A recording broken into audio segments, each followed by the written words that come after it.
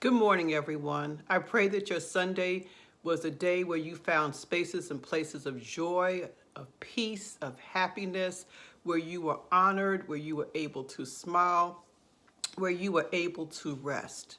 Yesterday was Mother's Day, so I just want to check in with each and every one of you to ask, how was your Mother's Day? You may say, well, I can't answer that, or it wasn't that special because I'm not a mother. But guess what? We all came from a woman. We all had or still have a mother. Now, that does not discount that the mother daughter or mother son relationship can be complicated. And that's why I wanted to talk about this today. For those of you who read my book, had an opportunity to read about some of my experiences with my mother, Odell Johnson. Odell Johnson was a complicated woman within herself. She I don't know that she ever chose to mother, but as it was, she became a mother. She gave me the gift of life. And for a large part of our lives, that relationship was a bit complicated. I don't know what it would be like to find myself in a situation where I have become something that I had not necessarily signed up for, that I had not necessarily wanted, that I had not necessarily went out looking for. But yet that's where she found herself. To her credit, she realized very early on that this was not the task for her, and so she initially asked her sister to step in, and from there I lived in different homes and eventually returned to her home as in high school. But having said all that, and for some of you who may have read the book, you may have thought, well, her mother was just not a nice person, and I don't know how she ever resolved that relationship. Well, it took some time, but what I want to talk about is that through it all, through the abandonment, through the verbal abuse, my mom was someone who I deeply and still do deeply love. What I wanted was to be with her. What I wanted was to emulate her. I wanted to be her, flaws and all. I looked up to her. And I've often wondered, well, how did that happen? You only lived with her initially for probably a couple of weeks of your life. You really weren't around her. But what I know to be true now as an adult, there's some connection that happens when a mother carries a child in her womb. There's something that happens that goes beyond desire, that goes beyond, am I prepared? There's a connection that's made. And that connection is very, very difficult to completely sever no matter what the circumstances. Earlier in my career, I did work with children in foster care, and so I had the privilege of working with children in foster care, giving them therapy, who had come into the system because of abuse from their parents, or a lot of times particularly abuse from their mother. But what I found is no matter how deep the abuse was, what the children wanted was their mother. They wanted their mother, they loved their mother, they just wanted the abuse to stop. So yes, it is possible to hold two feelings at one time, to desperately love someone, love them with every ounce of your being, but want them to treat you better, want them to simply love you unconditionally, want them to look at you and smile. So I know for many of you, and I thank God for you, many of you had that kind of mother. Many of you grew up with the type of mother who was always there, who wiped your boo-boos when you fell, who gave you unconditional love, who supported you, who was your biggest cheerleader. And I praise God for each and every one of your experiences if that's your story. But I also know there are many who grew up with moms who struggled, who parented the way that they parented. And in a lot of instances, it did not come across as love. We praise God for people who stepped in, because I know no matter how difficult most people's situations were there was someone that stepped in and assumed a mothering role. In my instance, it was my aunt. And it took me to be an adult to really realize just how much she loved me, because for a long time, all I could focus on was I wanted my mother.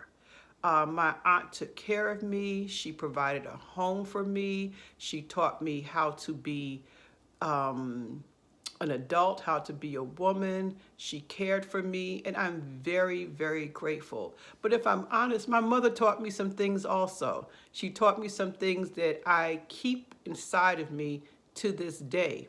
She taught me an appreciation for good shoes. She said, never buy cheap shoes or cheap pocketbook. And that may seem really simple to you all, but it's things I have held on to, because guess what? Cheap shoes make your feet hurt. And a cheap purse, I don't know, it just does nothing for me. My mother taught me that she really demonstrated to me the benefits of being honest. She would always say, and please excuse my language, she'd always say, you can't outshit the shitter, which meant there was nothing you could tell her. She could see past the BS. And that's something that I have cherished in her. My mother, there have been times in my life when my mother and I were really able to connect, and I felt like she knew the real me. She got the essence of me. My mother is someone who she was quick to make decisions, but in most instances, she was not wrong. She had good instinct. She had good survival skills. She knew what it took to be able to live in this world that had never regarded her as much, that never regarded females as much. She knew how to make a way out of no way. She did not graduate from high school. She ran away from home. She ran away from home to New York and figured it out. So I think a part of my being able to make it from one step to the other, I have to credit my mother with, because she demonstrated how to figure it out, how to have a life, how to do the things that you enjoy unashamedly and unapologetically. And so as I bring this video to a close, I want to open a space for you to be able to share, how was your Mother's Day? If you had a great one, if you had a great relationship with your mom, who may still be here, who may have gone on in transition, I'd love to hear about it. For those of you who, like me, the day becomes complicated, because for a long time, and I don't even think now that Hallmark actually has a card that says exactly what I want to say, I want to hear about that also.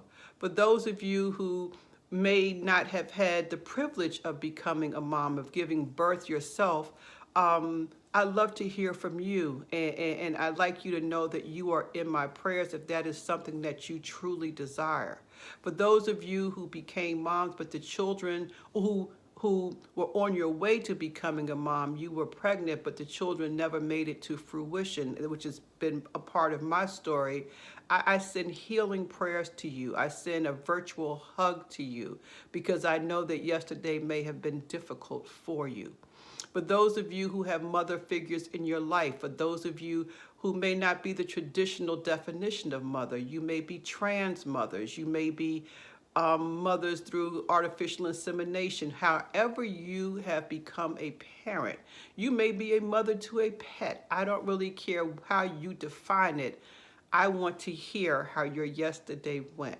I want to fill you with love. I want to fill you with encouragement. I want to let you know that it's complicated, that how we feel about our parents, how we feel about our mothers, it's complicated. Now I'm going to end with a really quick story.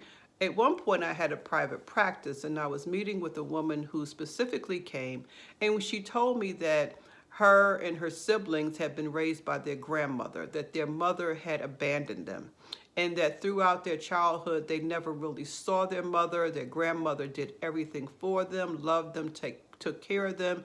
And there's a lot of you grandmothers out there who are doing the exact same thing.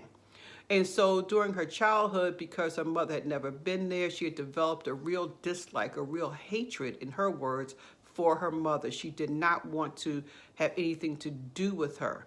But guess what? When her mother died, she was surprised to realize that she was experiencing feelings she thought she would never feel. She felt sadness as well as anger, but she felt sadness now. She felt a sense of longing. So she chose to come to therapy to kind of explore, why am I feeling like that? And the work that we did kind of focused on feelings are complicated. Many different varieties of feelings can exist at the same time, and it's all okay. So again, if you choose, I would love to hear how your yesterday was. And just know that I love you, and I'm looking forward to being with you tomorrow on purpose. See you later.